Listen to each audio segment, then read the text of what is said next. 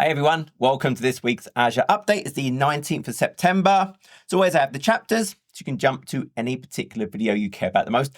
No new videos this week because the video I planned to record last weekend, the GA got pushed, so it kind of messed up, but normal service will resume next week.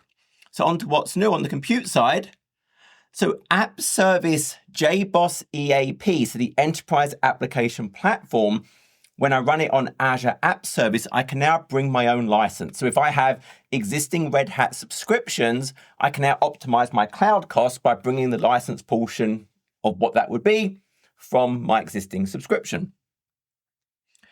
AKS Azure Linux 2.0 is being retired end of November 2025. Remember, Azure Linux is the Microsoft's distribution of Linux, really customized to be a very small footprint, very low attack surface. Version 3 is now available.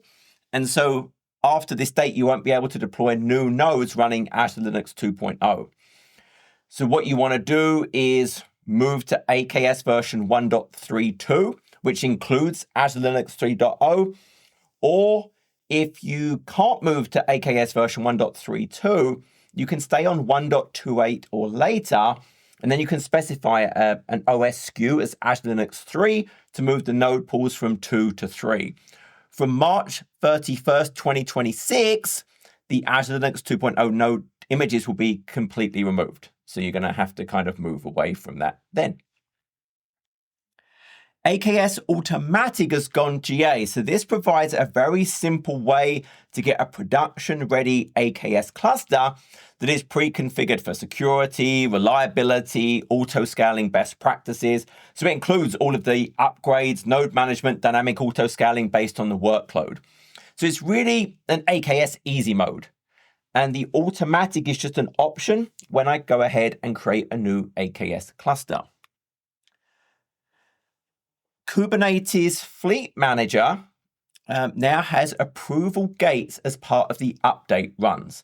So as I'm running an update through the various AKS clusters I have, I can place these gates both before and after any particular update group or stage. Now, what I can do at these approval gates, it could be a manual approval, or I could run automations.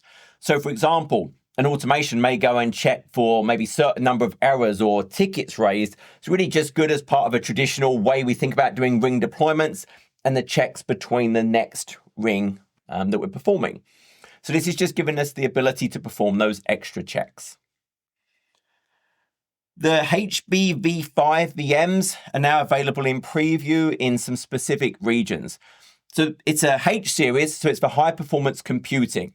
And these are for those very memory bandwidth intensive high performance applications. These have 6.7 terabytes per second of memory bandwidth across 450 gigabytes of memory. So I can have up to 368 cores of 4th gen EPYC processors. There's 800 gigabits per second of InfiniBand NVIDIA networking between the nodes. So hey, if I'm doing those very high performance apps and I need that, we now have these new SKUs available. So the DCA and the ECA v6 VMs are now available as GA. So the little a means it's the AMD based, and obviously the big C is confidential. So it's the AMD based confidential compute VM. So that's whole VM encryption. So it's encrypted in use. So it's using the AMD secure encrypted virtualization, secure nested paging features, and general purpose and the memory intensive optimized SKU versions. So the AKS on VMware is being retired 16th of March 2026. Basically, move to AKS that runs on Azure Local instead. And Azure Functions now support .NET 10 in preview. So I can now have that as the target framework for my function projects. That works for Linux and Windows apps, but not Linux consumption yet. And it does have to use the isolated worker model where the .NET framework version is different from that of the underlying node the function runs on.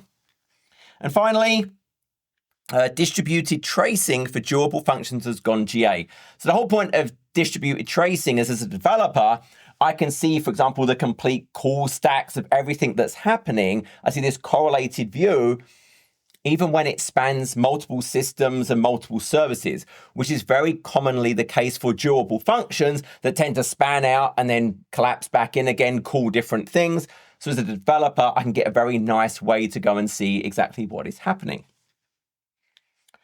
And Azure VMware Solution has a licensing change going into effect 16th of October 2025. Basically, Broadcom changed the licensing policy for hyperscalers. You now have to bring your own licenses. Now, if I have an existing Azure VMware Solution reserved instance, you don't have to make any changes until the end of your RI term. This doesn't change Azure VMware Solution functionality at all. This is a pure licensing thing. On the networking, so App Gateway v2 now has controls around the backend TLS validation. So I've got App Gateway and it's talking to the backend. I now have some tweaks available. So I can enable, disable the certificate chain and expiry verification. I can also enable, disable the server name indication SNI verification. So maybe that's useful that as a customer, some of my backends, maybe I don't have that ability to maybe have the full certificate chain trusted or check the expiry or the SNI. So on the App Gateway, I can turn those checks on or off as I need it. Also on App Gateway v2, I can have a dedicated backend connection now available in GA. So what this is saying is as the client connection comes into the App Gateway, I can ensure that incoming connection is mapped to a distinct backend connection. So it's a one-to-one communication. Instead of what would normally happen is potentially I would reuse those backend connections. That would optimize my TCP connections and my resource use, but maybe I don't want that. So I can turn on this ability to have that dedicated backend connection. So every incoming client would go one-to-one to a dedicated backend connection. We also now have at-cost data transfer available in GA. So this is for customers and CSP partners in Europe and the UK that are transferring data from Azure to another data processing service provider over the internet. So what this would do is you would apply for the credit related to the data egress costs that you would normally pay. You need to check out the documentation for the full qualification requirements, but that is now available in GA. And the Network Security Hub is available in GA. So this is an expanded version of the Azure Firewall Manager experience, but it now includes Azure Firewall and Web Application Firewall and the DDoS protection capabilities. On the storage side, so Azure Container Storage v2.0.0 is in GA. So remember, this is something that was created specifically for my AKS, my container environments, to give it other solutions for its storage.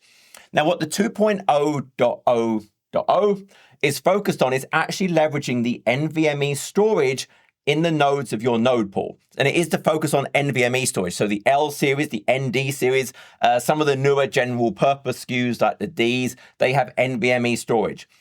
And then if I use that NVMe storage, it gives me huge IOPS, it gives me a big reduction in latency, but obviously it's local to the node, so it's not fully durable. So I would need to ensure something in my application, my service, is maybe doing replication to other nodes, etc. But just that's the focus today of the initial 2.0.0 version. Azure File Sync is available in new regions, and Azure File Sync leverages a cloud endpoint SMB share to enable me to both synchronize with on-premises Windows file servers, but also I can offload stuff from my local Windows file share, so it's only stored in the cloud and it brings it back down as it needs it. So now Poland Central and Spain Central can act as those Azure File Sync services.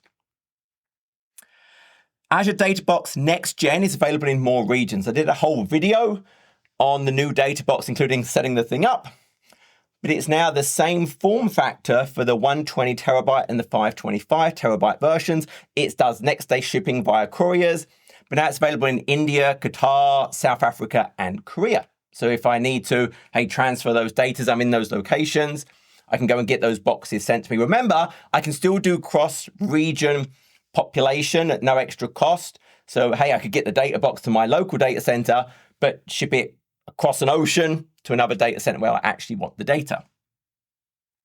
On the database side, so another upgraded hub experience. So now we have in the Azure portal a SQL hub experience in GA. So as we just go and look at that quickly. So basically, this is the new home for SQL.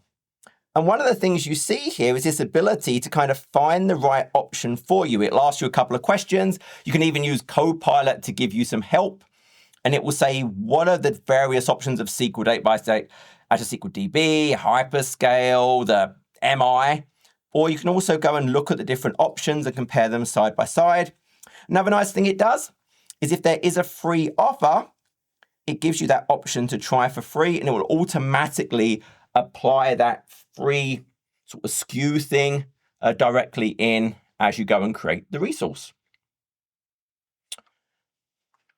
Back to my slides, and I completely messed up the transition. There we go.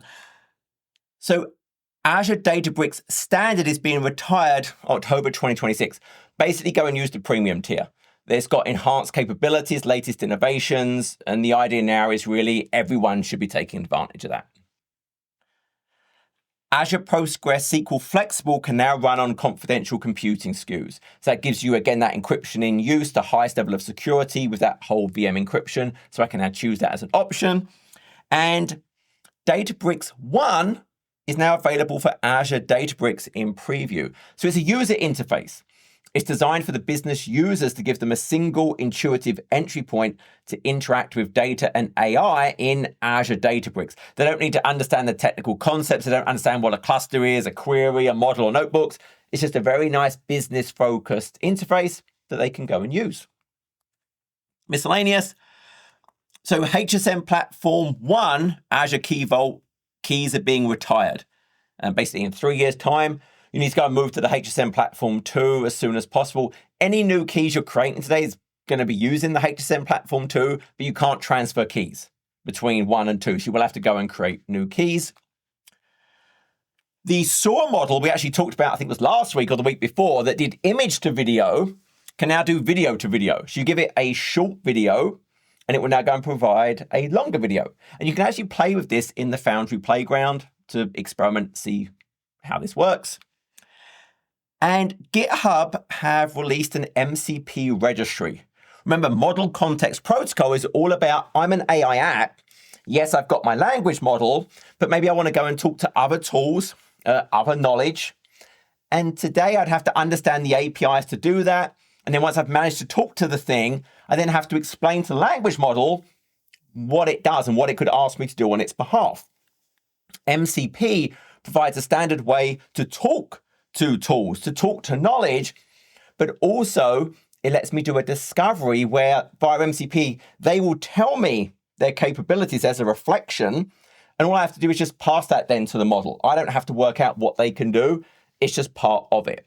So the MCP registry provides a way for AI application authors to know what MCP servers are around, and it can be leveraged very easily in VS Code. The MCP servers that are in the registry will have stars. I can see the community experience, so I can work out, hey, which ones do I want to use, which ones, hey, maybe I want to steer clear of. And Azure Managed Prometheus will now have native Grafana dashboards in preview.